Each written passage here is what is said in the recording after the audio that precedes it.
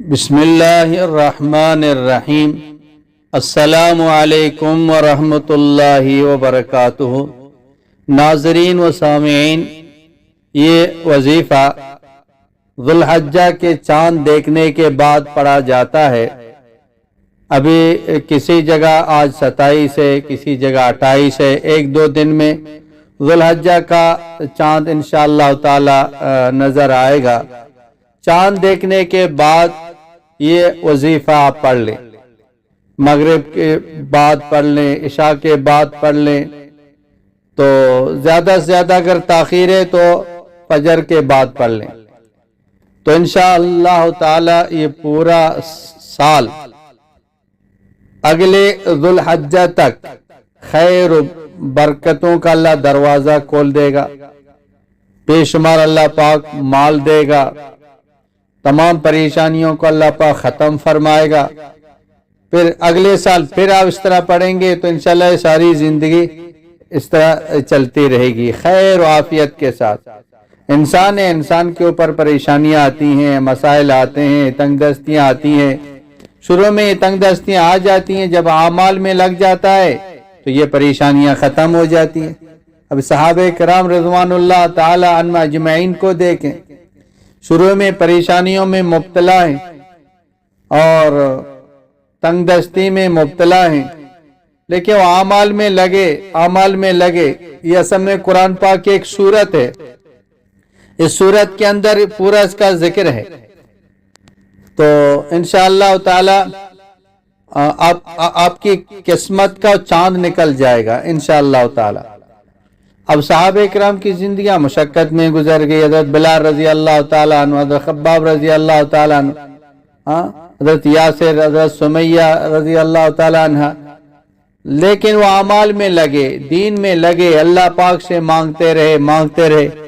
پھر اللہ پاک نے اتنا مال دیا، ان کی بیٹیاں ان کی باندیاں بن گئی، ان کی نوکرانیاں بن گئی، ان کے سارے تاج سونے چاندی ان کے قدموں میں آ گئے۔ اللہ نے اتنا دیا تصور نہیں کر سکتے تھے۔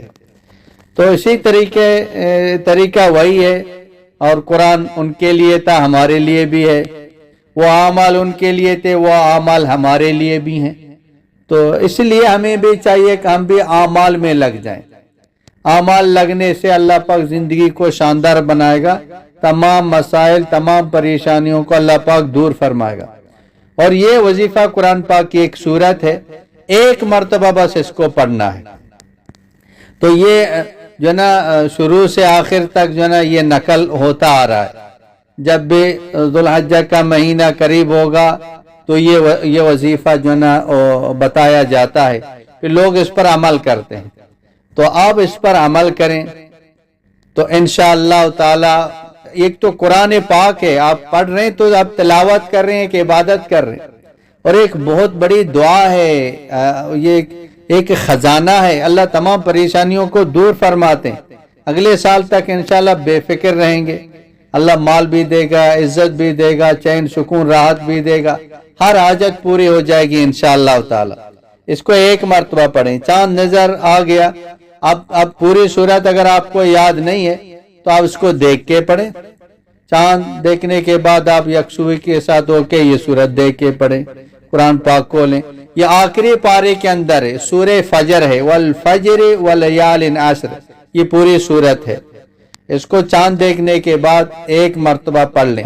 ہاں، شروع آخر میں تین مرتبہ یہ آپ درود شریف پڑھ لیں، درود ابراہیمی، شروع آخر میں 3 مرتبہ درود ابراہیمی پڑھ کے ایک مرتبہ سورہ فجر پڑھ کے آپ دعا بھی کریں انشاءاللہ۔ اسی نیت سے پڑھیں، اللہ میرا جو سال ہے یہ خیر و عافیت کے ساتھ گزر جائے، اور یہ عافیت یہ بہت بڑی نعمت ہے، اللہ عافیت کے ساتھ رکھے، مصیبتوں سے، پریشانیوں سے، تنگ دستیوں سے، بیماریوں سے اللہ حفاظت فرمائے، تو عافیت بہت بڑی چیز ہے۔